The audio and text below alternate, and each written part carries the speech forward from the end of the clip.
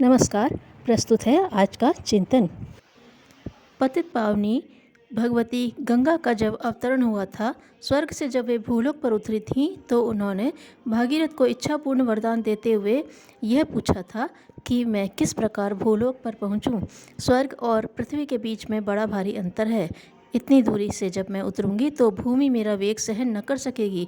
मैं जहाँ भी गिरूंगी वहाँ इतना बड़ा गड्ढा बन जाएगा कि समुद्र भी उसकी तुलना में छोटा प्रतीत होगा। फिर तुम जिस भूखंड की शांति के लिए मुझे ले चलना चाहते हो, वह भी जलमग्न हो जाएगा और तुम्हारा उद्देश्य पूरा न हो सकेगा। भागीरथ बड़ी चिंता में पड़े, क्योंकि भगवती का कथन अक्षरशः सत्य था। स्वर्ग से एकदम पृथ्वी पर कूदना खतरनाक है। इसकी प्रतिक्रिया बड़ी भयानक हो सकती है और लाभ के स्थान पर हानि का परिणाम मिल सकता है। गंगा को पृथ्वी पर उतरना तो था ही।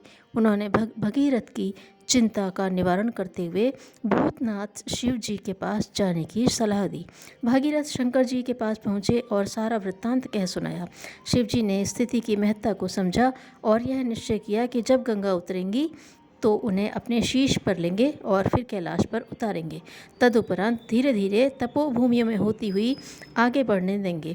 अंत में तो वह छोटे छोटे नदी नालों को अपनी में मिलाती हुई आगे चली जाएंगी। खारी, जड़ और अभिमानी समुद्र उनके स्वागत के लिए न उठेगा तो न सही।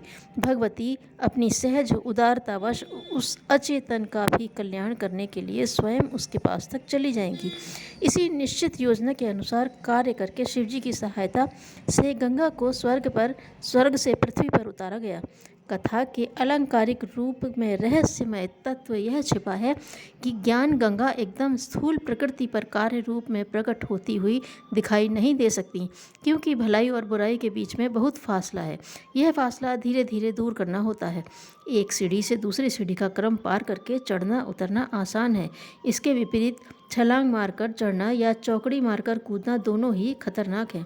इससे इच्छित फल की प्राप्ति नहीं होती। यदि कोई वेदांती ज्ञान को एकदम व्यवहार में ले आवे तो यह करीब करीब पागल बन जाएगा। मैं ब्रह्म हूँ, संपूर्ण जगत ब्रह्म है, जीव मात्र ब्रह्म है। इन सत्य सिद्धांतों को यदि एकदम कोई व्यवहार में लाए तो कुत्ते सुअरों के पांव पर लौटता फिरेगा, डाकू और हत्यारों का भी विरोध नहीं करेगा, टट्टी घरों को मंदिर समझता हुआ उनकी आरती उतारेगा या इसी प्रकार के और उद्वत कार्य करेगा। आचरण शास्त्र में मानव नीति का एक सर्वोत्तम लोक है कि मातृवत परदारेषु परद्रव्येषु लोष्टवत आत्मवत सर्वभूतेषु यो पश्यति सा पश्यतः। पराई स्त्रियों को माता के समान, पराये धन को ठीकरी के समान और अपने समान सब प्राणियों को समझना, इसमें धर्म का सार तत्व निहित है। पर कोई मूर्ख इन्हीं सिद्धांतों को ज्ञान भूमिका में उतारे बिना एकदम कार्य में परिणत कर दे तो उसे जेल खाने ही जाना पड़ेगा और बाजार में जूतों से पिटता फिरेगा।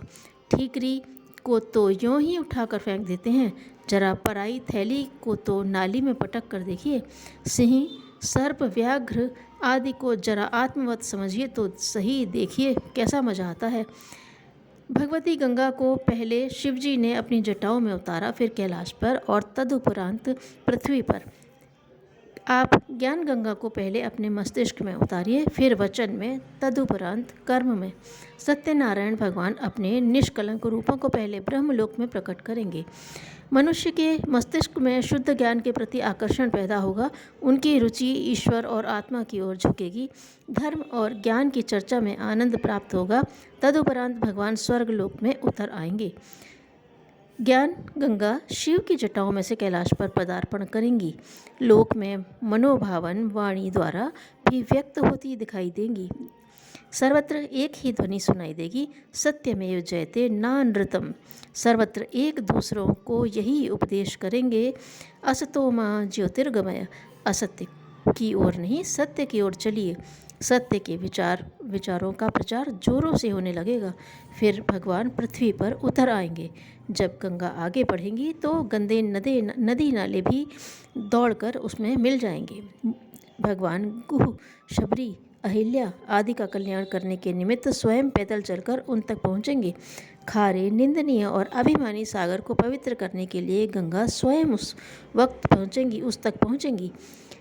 पृथ्वी के दुष्ट कर्मी मनुष्य समय के प्रचंड प्रवाह को देखकर स्वयं बदल जाएंगे।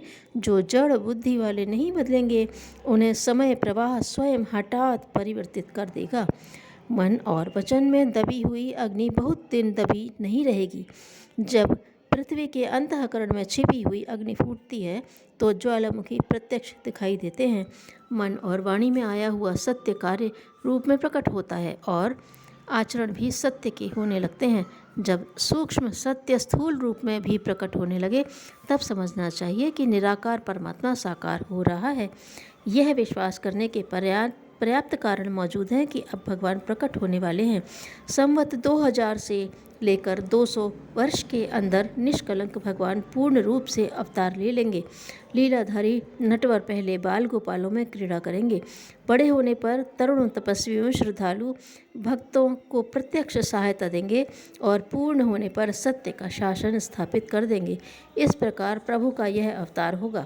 एक हाथ में प्रेम का सुगंधित पुष्प और दूसरे में न्याय की गदा लिए हुए भगवान सत्य रूप निष्कलंक इस पृथ्वी पर दृश्य और अदृश्य प्रकट होंगे। दृश्य उनके लिए जिनके विवेक की आंखें हैं, अदृश्य उनके लिए जिनको अभी नारकीय यातनाएं और सहनी है, जिन्हें रावण की तरह अपना सर्वनाश करने के पश्चात भगवत शरण में आना है। भगवान सबको दिखाई सबको देंगे। किसी को सुग्रीव की तरह प्रारंभ में ही उनका स्वरूप देखने को मिलेगा, कोई बाली की तरह वाणी विद्ध होकर भूमि पर लौटते हुए प्रणाम करेंगे। कथा। मोह प्रेम के अपने आत्मीय भाव के विस्तार के लिए तथा दूसरों को प्रगति पथ पर बढ़ाने के लिए होता है। मोह में पड़कर व्यक्ति प्रेम के विकृत उपयोग करने लगता है। इस कारण उचित अनुचित भूलकर अपनी और दूसरों की प्रगति में बाधक बनता है। राजा दशरथ कैकेयी के मोह में फंसकर बिना सोचे वचन दे बैठे, जो सभी के लिए गंभीर संकट का कारण बना। पुत्र मोह में पड़कर द्रोणाचार्य ने गुरुकुल चलाने की अपेक्षा राजा की नौकरी कर ली। फलस्वरूप शिष्यों कौरवों से अपमानित होते रहना पड़ा। धर्म पक्ष छोड़ना पड़ा और पुत्र मोह में ही मारे गए। धन्यवाद।